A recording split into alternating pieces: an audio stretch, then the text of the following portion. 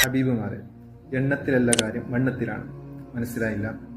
റമളാനിൻ്റെ ആദ്യത്തിൽ ഒരു നിശ്ചിത ഖത്തമുകൾ തീർക്കണമെന്ന ഉദ്ദേശത്തോടു കൂടി നമ്മൾ ഖുർആൻ ഓതാൻ തുടങ്ങും. സുബഹിക്ക് ശേഷം ഇത്ര പേജ്, ളുഹറിന് ശേഷം ഇത്ര പേജ്, ബാക്കിയുള്ള വക്തുകളിൽ ഇത്ര പേജ്, അങ്ങനെ ഒരു പ്ലാനിങ് ഞങ്ങൾ ചെയ്തു. എന്നാൽ നമ്മുടെ പ്ലാനിങ് എല്ലാം കുളമാക്കുന്ന ഒരവസരം വരും. അപ്പോൾ നമ്മൾ ഉദ്ദേശിച്ച ഖത്തമുകൾ എങ്ങനെയെങ്കിലും തീർക്കണമെന്ന ലക്ഷ്യത്തോടു കൂടി ഖുർആൻ അടിച്ചു ഓതാൻ തുടങ്ങും. ആ സമയത്ത് ഖുർആനിൻ്റെ തജ്വീദിൻ്റെ നിയമങ്ങളെല്ലാം കാറ്റിൽ പറത്തിക്കൊണ്ടായിരിക്കും ഓതുകലുണ്ടാവുക. നമ്മൾ മനസ്സിലാക്കേണ്ടത് കുറേ ഖത്തമുകൾ തീർക്കുക എന്നതിനേക്കാളും ഉപരി ആ ഓതുന്ന ഖത്തമ് പെർഫെക്റ്റ് ആയിരിക്കുക എന്നുള്ളതാണ്. അതാണ് പറഞ്ഞത്, കുറേ എണ്ണം ഖത്തമുകൾ തീർക്കുക എന്നതിലുപരി ഓതുന്ന ഖത്തമുകൾ കൃത്യമായും തജ്വീദിൻ്റെ നിയമങ്ങൾ അനുസരിച്ച് തജ്വീദ് നിയമങ്ങൾ പാലിച്ച് ഓതാൻ ശ്രമിക്കുക. അല്ലെങ്കിൽ ഖുർആനിൻ്റെ ശാപം നേടുന്ന ഓത്തുകാരിൽ നമ്മൾ ഉൾപ്പെടും. അല്ലാഹു സുബ്ഹാനഹു വ തആല നമ്മൾ ഓതിയതിനെ എല്ലാം ഖബൂൽ ചെയ്യുമാറാകട്ടെ. റമളാനിൻ്റെ ഖുർആൻ അനുകൂലമായി സാക്ഷി നിൽക്കുന്ന നല്ല ആളുകളിൽ നമ്മൾക്ക് ഉൾപ്പെടുത്തട്ടെ ഇൻഷാ അല്ലാഹ്.